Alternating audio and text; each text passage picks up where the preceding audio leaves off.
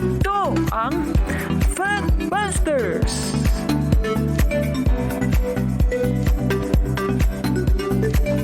Sa puntong ito ng ating programa, kung hindi ka pa nakasubscribe, pakiclick po ng subscribe button at ang notification bell para updated po tayo sa ating mga susunod na videos. Kaya, let's go at simulan na natin! Mga kapatid, magandang araw po at kapayapaan ay maghari sa ating isipan at sa ating puso. At follow and subscribe, Factbuster PH at The Beloved Catholic sa Facebook page ni Kaburnok. At abangan nyo si Kaburnok, no? Dahil marami siyang i-reveal na mga maling aral at matutuhanan natin ang katotohanan. Dahil ang katotohanan ay magbigay sa atin ng tunay na kalayaan. God bless!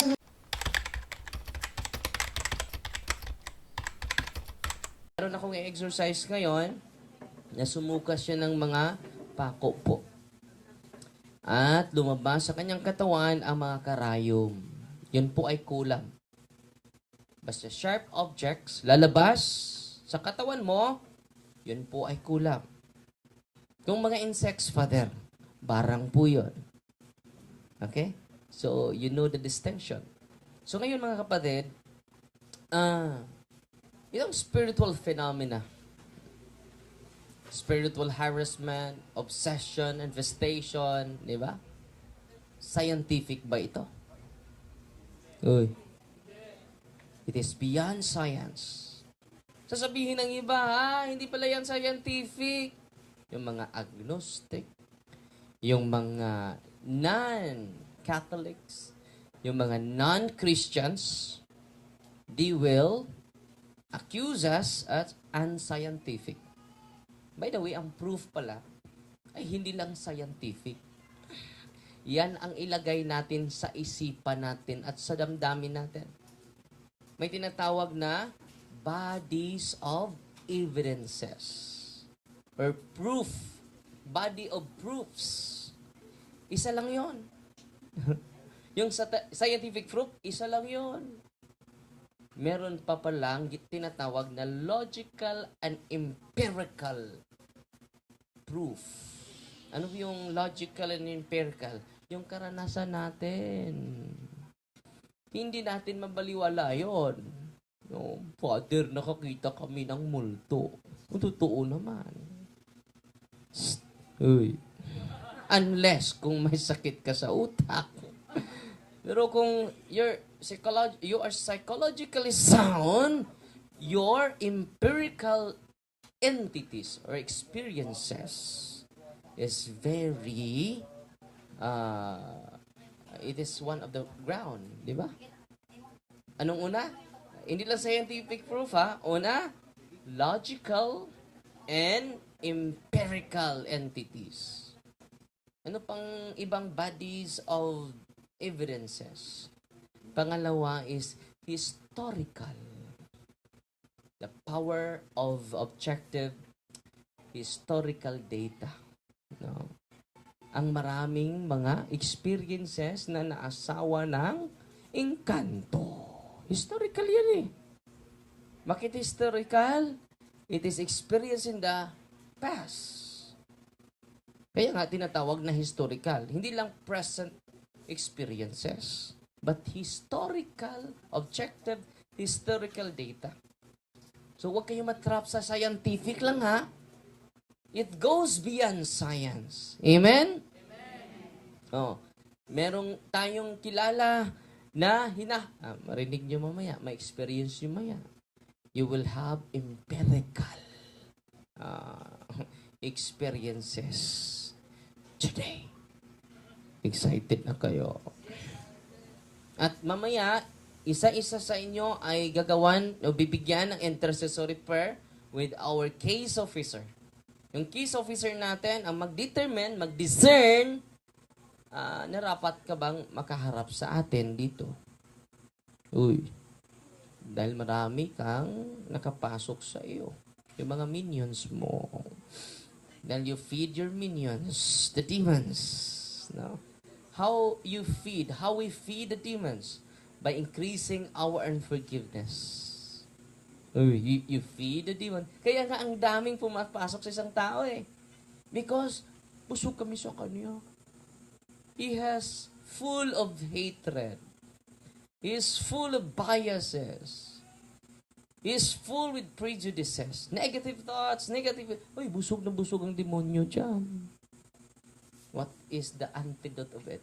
Forgiveness. Genuine forgiveness. Okay. Purifying our thoughts. Paglilinis sa ating isipan at budhi. Uy. You never feed the demon. You starve out demons. Ginugoto mo na ang demonyo. Okay? So, bodies of evidences. Una, logical, empirical proof. Anong una? Oh. Pangalawa is historical. Pangatlo, theological and biblical data. Jesus emphasizes the importance of the ministry of exorcism and deliverance. He cast out many demons. Totoo hindi? So, hindi lang pala scientific ang dapat nating paniwalaan na ebidensya. Ang dami po. No? There are criteria of acceptability, proof, and empirical entities. Muna, acceptability of empirical entities, mga experiences. Huwag kayong matrap sa scientific lang. And if God allows, He will use scientific. What is the example? The Eucharistic miracle.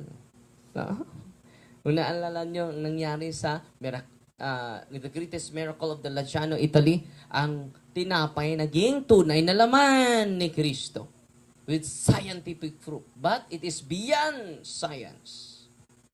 The logical and empirical experiences of the past members of the Catholic Church attested, nagpapatunay, no? So I hope ilagay nyo sa inyong isipan yung bodies of evidences. Una, scientific, hindi lang po yun. Pangalawa, empirical, logical, empirical meaning experiences. Yung karanasan natin, empirical yun. Okay? Naintindihan nyo ba? Ano ba yung empirical na yan? English ha? Experiences natin sa mga karanasan natin. Pangatlo, historical. Pang-apat, biblical data. You cannot invalidate the historical facts happening in the Bible account. Amen? Jesus is historical person.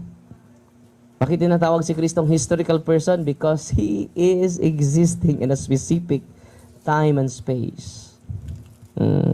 So si Kristo ay by-product sa ating hunahuna, sa ating isipan. Like for instance, historical person ba si Batman? Yes or no? No. Nakakita ka na ba ng personal Batman? No. Batman is only exists in the mind, but not in reality. But Jesus does not only exist in the mind, but exists in the reality. Naintindihan ninyo? Si Superman.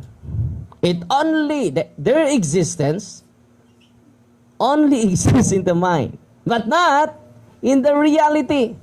Not in the here and now. Wala tayong nakikitang Superman. Merong costume na Superman. Pero si Kristo, si Batman, si Darna, si Captain Barbell, their existence is remain in the mind. With Jesus, they are not historical person. Batman, they're not historical person. But Jesus is. Amen?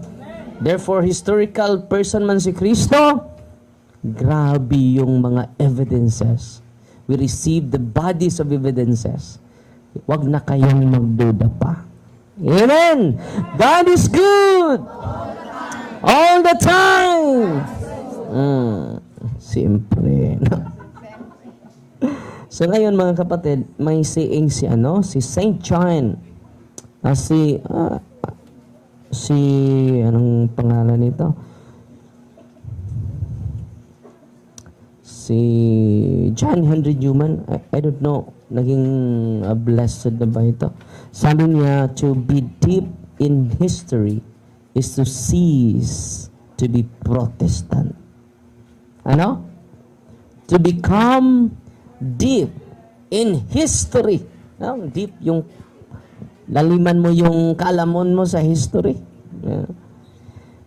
Is to cease to be Protestant. Yung magpalalim sa kaalaman nila sa kasaysayan.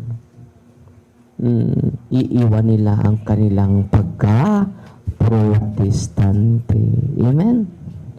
So yung presentation natin sa Catholic teachings, Catholic doctrines, based on scientific, not alone scientific proof, but historical, empirical, pang-apat, biblical. May pang-lima, traditional, apostolic tradition. Wow! No? We can enjoy the beauty of the truth. Because truth, according to Patrick Madrid, truth is the intellect's most precious possession. Ano? The truth is the intellect's most precious possession. Amen? Natutuwa ba kayo ngayon? At huwag kayong matakot. Because when you increase your fear, you feed the demons. But when you increase your faith, you increase your knowledge, you starve out demons. Amen? Merong mga pari nagsasabi, wag nyo nang i-mention, wag nyo nang i-educate yung mga tao patungkol sa demonyo. Dahil mag-glorify ang demonyo. Let us focus on the mercy and love of God. So, sabi nila, ano nangyari? Anong consequence niyan? Yan pala ang dogma ng mga demonyo. Sabi, yun nagsasabi, nakalimot ako sa nagsasabi. Sabi niya, if a Satan major tenet is proclaiming that he is not existing, sabi niyo sa mga tao na walang demonyo. Diyan pala mag-glorify ang demonyo. When we speak out and when we believe in demons, diyan ang unang step na matalo natin siya. By studying him, his strategies, by knowing our enemy, we can defeat our real enemy. Our knowledge towards the truth is indefinite, unlimited also. That's a gift of our mind. It is gift by God to us. Pero, kinukuha ng demonyo yung oras natin in order not to receive infinite knowledge about the truth of God. Totoo, hindi. Nabisi ka na sa trabaho, nabisi ka na sa cellphone mo, sa mga laro mo sa cellphone, sa Facebook. Totoo, hindi. Use your time wisely. Ano? Use our time. Kasali ako. Bakit you, Father, hindi ka kasali? Kasali ako. We must use our time wisely. Amen? At sa pag-uwi niyo sa bahay, I hope you will not activating your fear, but rather activate your faith. By activating your faith, you starve out demons. Ginugutom yun ng demonyo. So, daan-dahan lumabas sa ating bahay.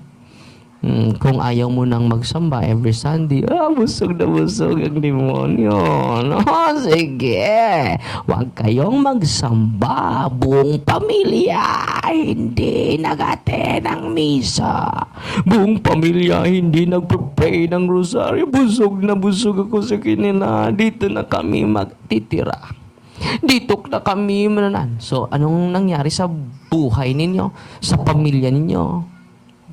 No? Grabe ang conflict. Grabe ang chaos. Totoo hindi. Because all of us feeding demons. From now on, please stop feeding demons. Start starving demons. Tanong ko sa inyo, bubusugin niyo pa ba sila? Gugutomin na. Mga kapatid, magandang araw po at kapayapaan ay maghari sa ating isipan at sa ating puso. At follow and subscribe, Factbuster PH at The Beloved Catholic sa Facebook page ni Kaburnok. At abangan nyo si Kaburnok, no? Dahil marami siyang i-reveal na mga maling aral at matutunan natin ang katotohanan. Dahil ang katotohanan ay magbigay sa atin ng tunay na kalayaan. God bless! I am Catholic. I am